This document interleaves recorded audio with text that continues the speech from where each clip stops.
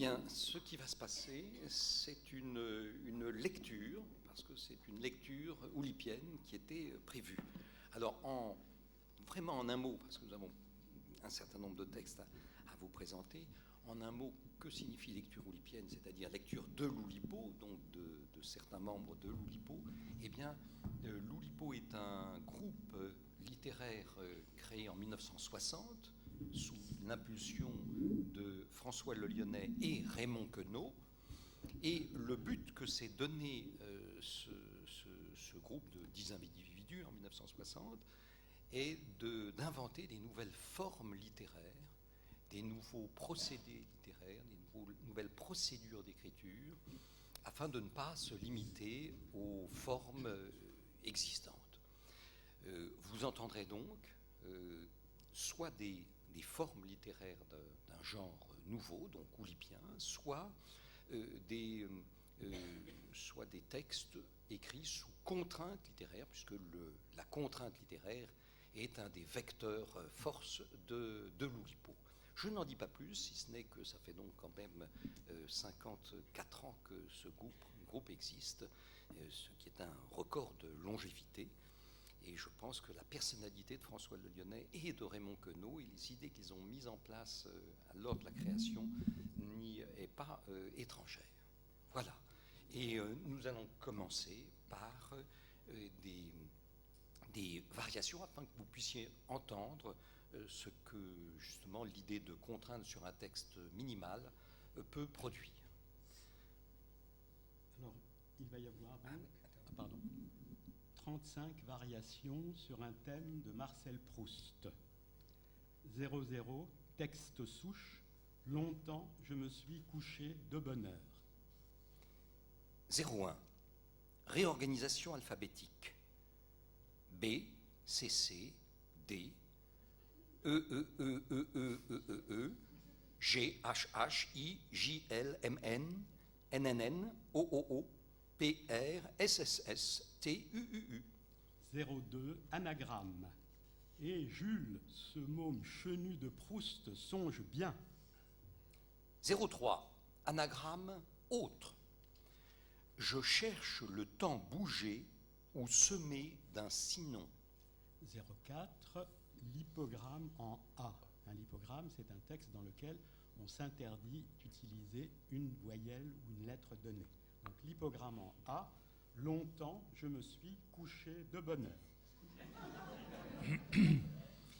L'hypogramme en I, longtemps nous nous couchâmes de bonne heure. 06, l'hypogramme en E, durant un grand laps, l'on m'alita tôt. 07, transposition. Lugubrement, je me suis couronné, honteusement.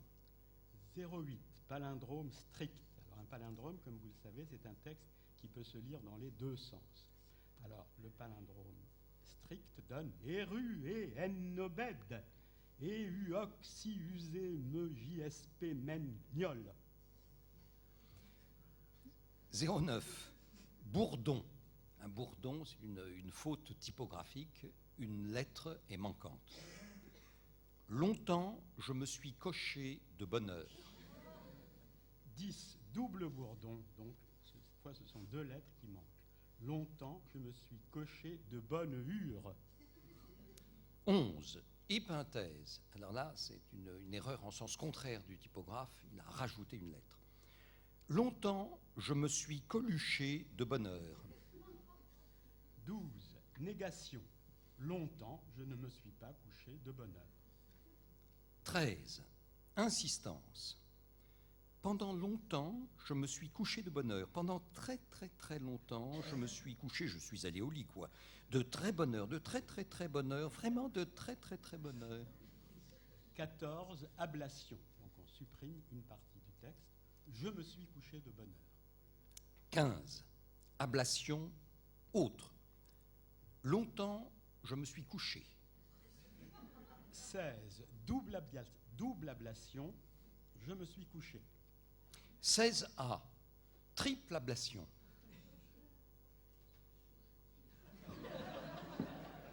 17, 17, triple contresens. Jadis, j'acceptais de perdre le match à l'aube. 18, autre point de vue. Marcel, au lit. 19, variation minimale. Longtemps, je me suis bouché de bonheur. Longtemps, je me suis douché de bonheur. Longtemps, je me suis mouché de bonheur. Longtemps, je me suis touché de bonheur. 20, antonymies. Prendre le contraire. Une fois, l'autre fit la grasse matinée. 21, amplification. Éternellement, je me recouche de plus en plus tôt. 22, diminution. Parfois, je ne m'étendais pas trop tard. 23, permutation. De bonne heure, je me suis couché longtemps. 24, contamination croisée. Petit a, le 15 mai 1796, je me suis couché de bonne heure. Petit b, longtemps, le général Bonaparte fit son entrée dans Milan à la tête de cette jeune armée qui venait de passer le pont de Lodi et d'apprendre au monde qu'après tant de siècles, César et Alexandre avaient un successeur. 25, isomorphisme. On a la même structure. Une fois sur deux, le confiteor se chante a cappella.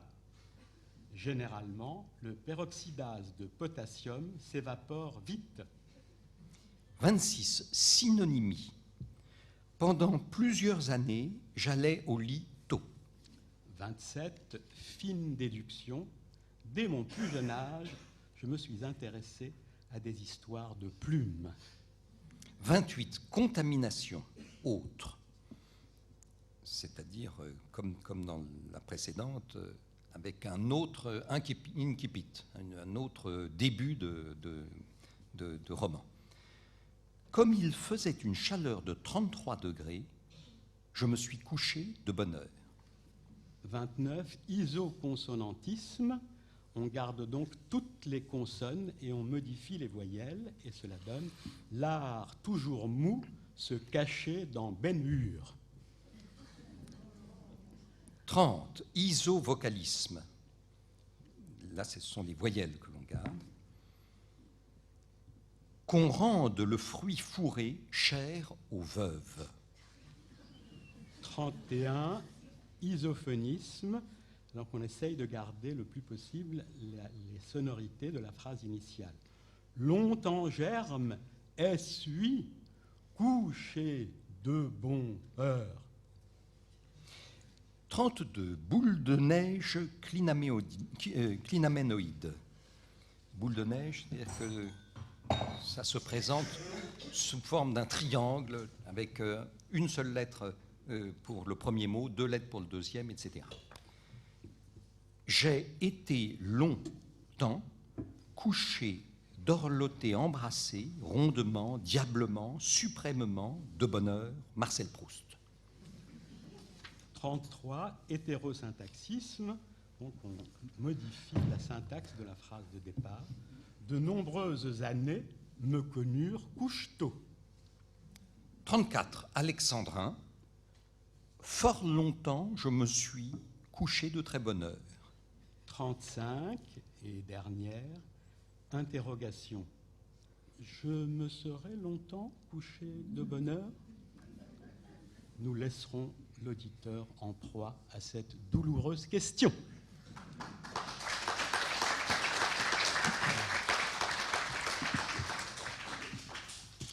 Prosopopée du père Hébert, Grand Chahuté. Alors une prosopopée, c'est un poème dans lequel on fait parler un disparu, ou une disparue. En l'occurrence, c'est un disparu. Le père Hébert, peut-être vous dit-il quelque chose. C'était le professeur de physique d'Alfred Jarry, l'un de nos plagiaires par anticipation. Le père Hébert était malheureusement pour lui fort chahuté par ses bandits d'élèves, mais heureusement pour lui, il a été tellement chahuté qu'il est devenu, en littérature, le père Ubu.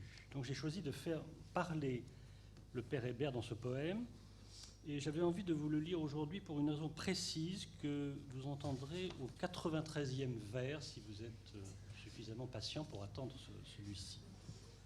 Nous, Félix Frédéric Hébert, en fin de carrière, oh, ce sera mon apothéose, je ne sais pas pourquoi, je le sens. Un jour, ils ont attaché ma ficelle à ma chaise, ma ficelle avec une craie au bout pour faire des cercles au tableau qu'ils me volaient, et que j'avais fini par attacher à ma ceinture et qui pendait, les pendards, tandis que j'avais le dos tourné pour un schéma. On fait un nœud de ma ficelle à un pied de la chaise, et depuis lors, nous sommes attachés comme une chèvre à notre fonction.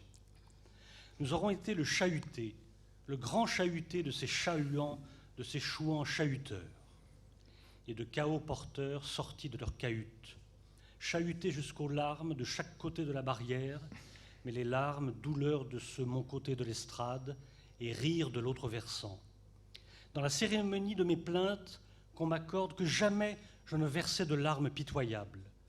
Je ne reconnaîtrai que larmes dramatiques, que larmes historiques, que larmes de la République, celles larmes qui invoquent la compréhension de mes apprentis, mon incapacité sans doute à mener les petits des hommes par le bout de leur nez, qui est le plus souvent à cet âge le seul horizon du regard.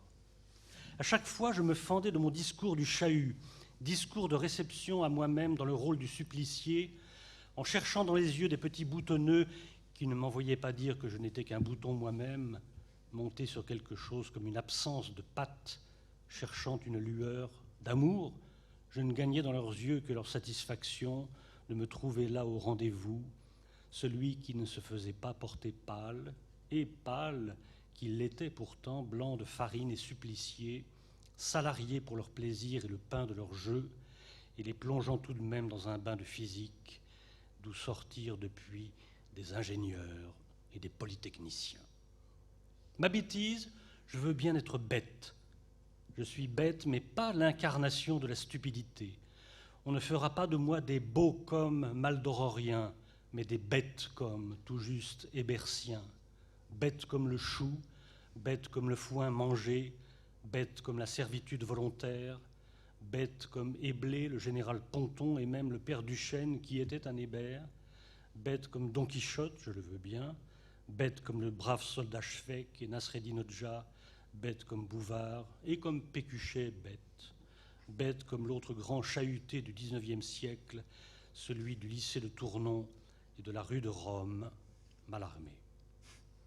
Mon domaine, c'était la physique, et je m'intéressais aux phénomènes célestes, rien que physique. Je vous jure, ni méta ni pata. Je tenais que la foudre était une boule de feu, celle que ne méconnaîtra pas la momie de Raskar Kapak.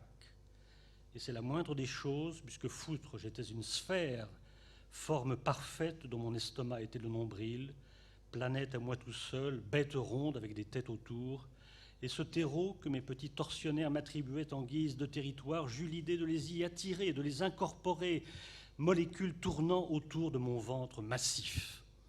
Je fus ab ovo l'œuf qui germe, l'ovule de ma bonne naissance interminable. Le corps est une chose commune, le nom est une chose commune, l'œuf œuvre est chose commune. Ceci est mon corps, ceci est mon nom, ceci est l'œuf que je donne à la transformation phagocytante d'Alfred Jarry et de ses camarades pour un texte instable et insaisissable, exactement comme est le sable.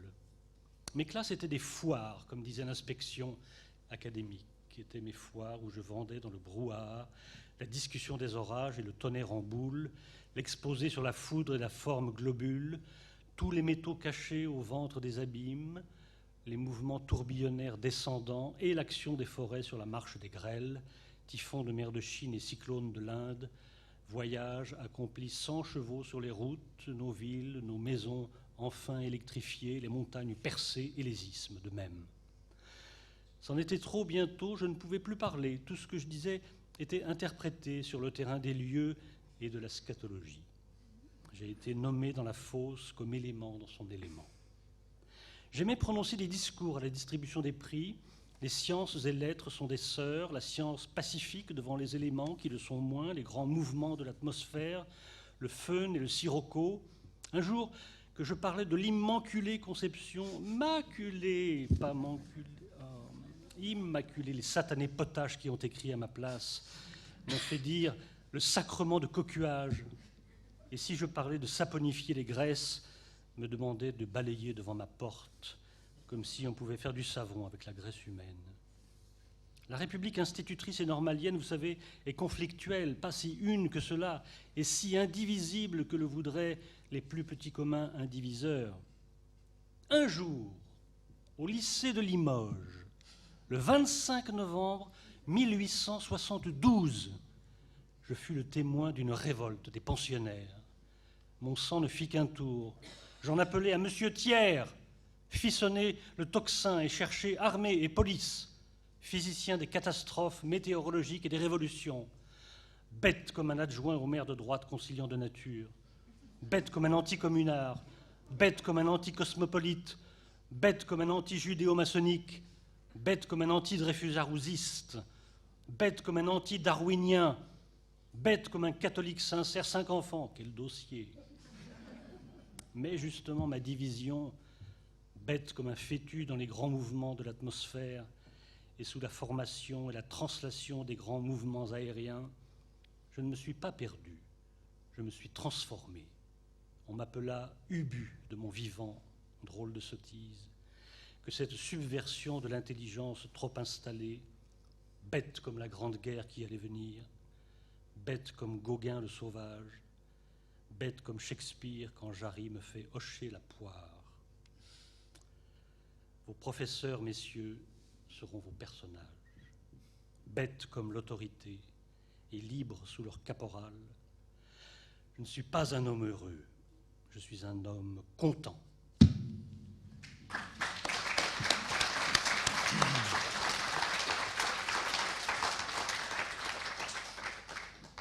Depuis quelques années, je traduis un poète qui s'appelle Jaime Montestrella, qui est un poète lusitano-brésilien, chose d'autant plus méritoire que je ne parle pas un mot de portugais. Et voici donc quelques poèmes et quelques textes des Contes liquides, qui est son œuvre majeure, qui sont donc des petits contes, des petites narrations courtes. Je vous donne quelques exemples. Buddy Wilson de l'Institute for Human Advanced Studies de Columbia University, USA, a prouvé en octobre 1973 que non seulement l'être humain moyen est plutôt assez stupide, mais que statistiquement, une moitié de la population est encore plus bête que lui. La stupidité est prohibée dans le petit village de Souzignac, Ardèche, 534 habitants, et toute action ou parole en relevant est sanctionnée par une amende légère payée à la ville. Grâce à cette simple mesure, les transports publics, la piscine à remous, la patinoire d'été et la fête foraine permanente sont gratuits. Les statisticiens de la Stanford-Upon-Avon University ont démontré que le théorème du singe dactylographe, qui prouve qu'un singe qui frapperait au hasard et depuis le Big Bang sur un clavier n'a aucune chance d'avoir tapé le texte de Hamlet. Ce théorème, donc, s'applique nettement moins bien si ce singe est Shakespeare lui-même. Une mécompréhension tragique des textes bibliques dans la communauté patamormone de Jiver Camp, Utah, rendit impossible aux membres d'une même famille, à compter du sermon légendaire du 11 octobre 1882, d'entretenir des relations incestueuses, même entre mari et femme. Le dernier patamormon s'est éteint en mars 1971 à Miami, Floride. Sur la grande place de Salaji, Tadjikistan oriental, débattent depuis des siècles les philosophes ladoriens et les sages claputiens. Les premiers, courant sans cesse ici et là, se plaignent d'être prisonniers de leur poids et de ne pouvoir voler. Les seconds sont plus heureux, ils affirment leur liberté sans accomplir le moindre geste. En ferait-il d'ailleurs un qu'ils tomberaient aussitôt, puisque leurs pieds sont enchaînés, retenus par des boulets. Les chercheurs du Psychology University, excusez-moi, je confonds, du Psychology Institute of Brooklyn, New York, USA, ont démontré que Jeanne d'Arc, 1412-1431, dite la Pucelle, entendait bien des voix, mais ne comprenant ni le farsi, ni même le wolof, elle n'exécuta, et encore que fort maladroitement, que les ordres de la voix qui parlait François. L'akounite, langue du peuple d'Akoun, qui habite les pentes du Mount Perseverance, Canada oriental, n'a pas de mot pour hasard. Le mot qui s'en approche le plus est Jujuk. Jujuk signifie à peu près ignorance liée à la jeunesse, car les vieux de la tribu pensent que s'ils vivaient assez longtemps, ils sauraient, par la connaissance et l'observation, si un dé lancé va donner un 6, une pièce en l'air retombée sur pile, ou une femme enceinte donner naissance à une fille ou à un garçon. Le département de probabilité de l'université de Guadalajara, Mexique, a prouvé que si, en vous promenant aléatoirement, vous abordez plusieurs fois une personne toujours par hasard, et qu'à chaque fois, elle se trouve être l'un de vos proches, voire votre femme ou même votre enfant, c'est que vous vous promenez chez vous.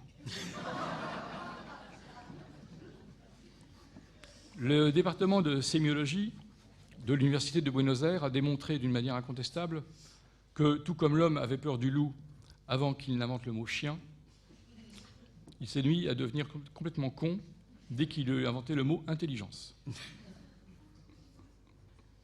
Une erreur malheureuse d'un graveur en mars 1890 sur le fronton de la mairie d'Écuvier, Picardie, encore la Picardie, a transformé la devise de la République française « Liberté, égalité, fraternité » en « ébriété, égalité, fraternité ». Les élus ne s'aperçurent de la faute qu'en janvier 1907, mais il était trop tard. Les habitants, la ville de Levalcani, Inde orientale, avait la réputation de n'être peuplée que d'idiots. Aussi, là des colibets, ces abrutis d'habitants élaborèrent-ils un test d'intelligence et décidèrent-ils d'expulser hors de leurs murs les imbéciles qui y échouaient. C'est pourquoi Levalcani n'est désormais peuplé que par les crétins qui l'ont réussi. Et enfin, les habitants de Inkugelsheim, Bavière, 2388 habitants, sont si disciplinés qu'en octobre 1967, un feu tricolore bloqué sur le rouge provoqua la mort par déshydratation de 3 familles, immobilisées dans leur voiture. Et pour finir, les chercheurs de l'Institut d'intelligence artificielle de Zurich ont prouvé que le jour précis où les machines deviendront plus intelligentes que l'homme, elles auront justement, craignant d'être débranchées, l'intelligence de ne pas se faire remarquer. Et c'est pourquoi rien ne prouve que ce jour fatal ne soit pas déjà arrivé.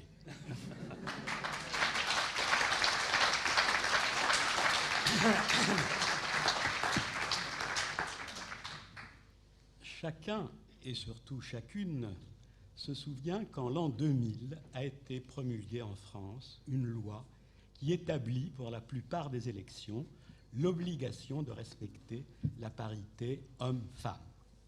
C'est là assurément un pas dans le bon sens, celui de l'égalité entre citoyennes et citoyens. Mais la politique n'est pas tout. Il reste bien des domaines de la vie publique où le souci de l'égalité masculin-féminin n'est guère pris en compte. Au nombre de ceux-ci se distingue tout particulièrement le domaine de la langue, où la distribution des genres semble avoir été faite au détriment du féminin. Il y a donc un énorme effort à faire pour donner enfin à chacun des deux genres une place égale. J'ai voulu m'attaquer à cette indispensable tâche et j'ai commencé par un domaine auquel je m'intéresse depuis longtemps, celui du langage cuit. Vous vous souvenez tous, bien entendu, que langage cuit est une expression empruntée à Robert Desnos et qu'elle désigne, chez les Oulipiens, tous ces dictons, proverbes, locutions toutes faites qui donnent à la langue une partie de son incomparable saveur. Il se trouve que, parmi ces énoncés familiers, très nombreux sont ceux qui contiennent des noms d'animaux, et que le plus souvent, ce sont des noms d'animaux mâles. C'est donc sur cela qu'ont naturellement porté mes premiers efforts de féminisation. Une surprise de taille m'attendait. Je découvris vite que j'avais eu un prédécesseur, et quel prédécesseur, en la personne de Spinoza. Et oui, le grave, le sérieux, le respectable Baruch Spinoza n'avait pas hésité, il y a de cela plus de 3 siècles, à plagier par anticipation ma démarche féminisante. Cela vous avait sans doute échappé à la première lecture, mais allez donc relire dans la deuxième partie de l'éthique la scolie de la proposition 49. Vous découvrirez que le grand Baruch avait pris l'initiative de transformer le très fameux âne du philosophe médiéval Buridan, l'âne de Buridan, en une ânesse, Buridani asina, en latin spinoziste. Pourquoi a-t-il jugé nécessaire de procéder à ce brutal changement de genre? Il me plaît de penser qu'il avait été animé, lui aussi, du vertueux souci de rétablir l'égalité des genres. Fort de ce précédent, audacieux autant que prémonitoire, j'ai poursuivi ma tâche avec un entrain redoublé, ce qui m'a permis de découvrir à quel point, dans certains cas, la féminisation est susceptible d'influer sur le sens et l'usage de certaines expressions, de certains dictons, soit en renforçant leur pertinence, soit en leur conférant des résonances que les énoncés initiaux, dans leur machisme tranquille, n'avaient pas. Prenons quelques exemples et commençons précisément par l'ânesse, chère à Spinoza. J'admets sans peine que, bâtée ou non, une ânesse rouge est sûrement aussi obstinée que l'âne de la même couleur, qu'une ânesse morte ne pèse guère moins qu'un âne dans le même triste état, et qu'un bonnet d'ânesse n'est ni plus ni moins infamant qu'un bonnet d'âne. Mais je suis persuadé que pour celui qui le reçoit, le coup de pied de l'ânesse sera ressenti comme plus humiliant que celui de son compagnon mâle. De même, il me paraît qu'il y a bien moins de fantaisie, bien moins d'imprévisibilité dans une conversation si l'on se contente de passer du coq à l'âne que si l'on ose sauter de la poule à l'ânesse. De l'âne au cheval, ou plutôt de l'ânesse à la jument, il n'y a qu'une courte distance que je franchirai au petit trot, pour me trouver aussitôt devant un buisson de questions. Ce qui ne se trouve pas sous les sabots d'un cheval sera-t-il plus aisé à trouver sous les sabots d'une jument? Un remède de jument sera-t-il plus efficace qu'un remède de cheval? Le fameux cheval de Troie, si l'on en juge par la contenance et le contenu de ses vastes flancs, n'était-il pas plutôt une jument? Je ne sais et ne ferai d'aucune de ces questions ma jument de bataille. Pas plus que je ne monterai sur mes grandes juments si vous êtes d'un autre avis que moi. Mais je suis sûr que, comme moi, vous écraserez une larme supplémentaire pour la mort de la petite jument. Surtout vous, chère lectrice, qui arborez, comme au bon vieux temps de mon enfance, une coiffure en queue de jument. Sautons de l'écurie au chenil. On admettra sans difficulté que bonne chienne chasse de race, que ce qui n'est pas fait pour les chiens l'est encore moins pour les chiennes. Et nul n'hésitera à accuser de la rage la chienne qu'il veut noyer. Mais il me semble que la caravane, qui, comme chacun sait, passe avec placidité ou même avec une souveraine indifférence quand les chiens aboient, aurait tendance à accélérer quelque peu le pas si c'était soudain les chiennes qui se mettaient à aboyer. Pourquoi? Peut-être parce que, si l'on admet volontiers que chien qui aboie ne mord pas, la sagesse et l'expérience interdisent qu'on puisse dire autant de la chienne. De la chienne, on passe tout d'abord à la louve, comme nous y incite l'expression entre chienne et louve. Nul ne niera que si l'homme est un loup pour l'homme, comme l'avait affirmé Plaute, repris bien plus tard par Hobbes, la femme peut être tout aussi sûrement une louve pour la femme. L'on veillera donc à ne pas faire entrer la louve dans la bergerie, et l'on évitera tout autant de se jeter dans la gueule de la louve.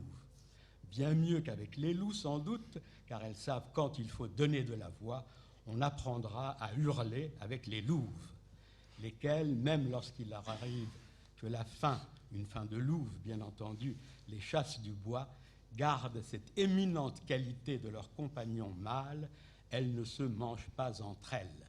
C'est pourquoi il ne faut pas trop compter sur moi, en l'occurrence, pour crier à la louve. La chienne, qui nous a d'abord menés à la Louve, nous mène aussi tout droit à la chatte, laquelle n'est pas sans poser quelques délicats problèmes.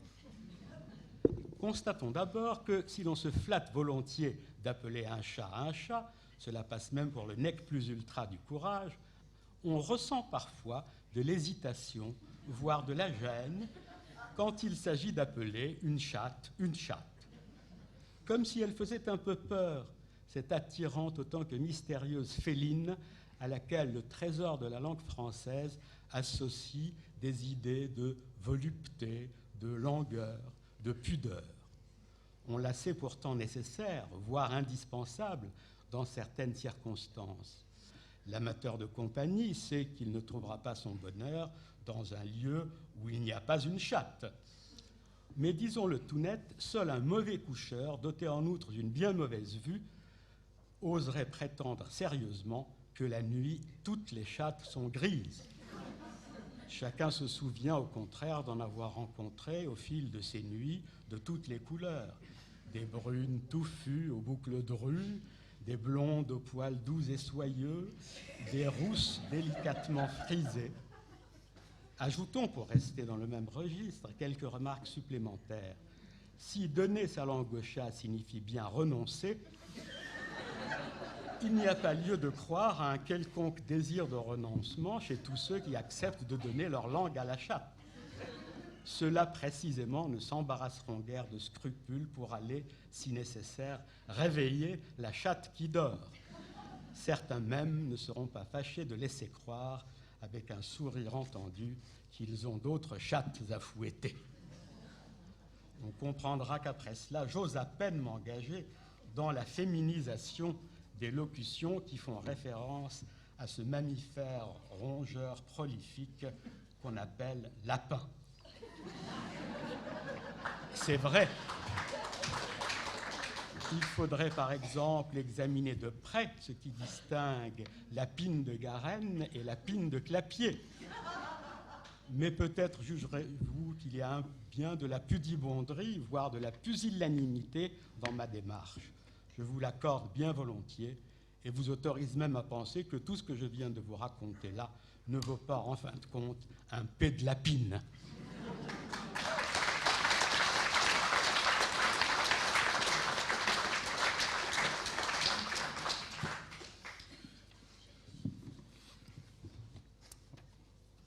Voici 5 villes que j'ai traitées, mises à l'honneur, et je commence par Lille. Je ne lis que de courts extraits pour simplement donner un aperçu.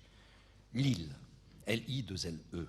L'île étincelle et l'île est intimidée. L'île s'étire et l'île s'élève. C'est l'éveil. Les piliers de l'île s'élèvent vers le ciel et tendent l'index vers 1000 scintillements éternels en pleine immensité. L'île est ville de l'esprit et l'île se mérite. Cette cité est fertile. Rendez visibles ses épithètes, elles explicitent les 1000 merveilles de l'île. C'est précisément l'idée de Rémy. Rémy écrit de temps en temps, il écrit en vers. Il vient vers l'île en dépit de l'intempestive grève des chemins de fer. Et même si elle est invisible, il devine cette île invisible. Il sent cette ville, il en pressent l'esprit. Il respire l'esprit de l'île. Il pense ici révéler ses idées, écrire ici ses livres. Il espère même être ici édité. Les édiles de cette ville semblent prêts. Cette ville dit secrètement « Chérie, viens ici ». Il entend ses cris.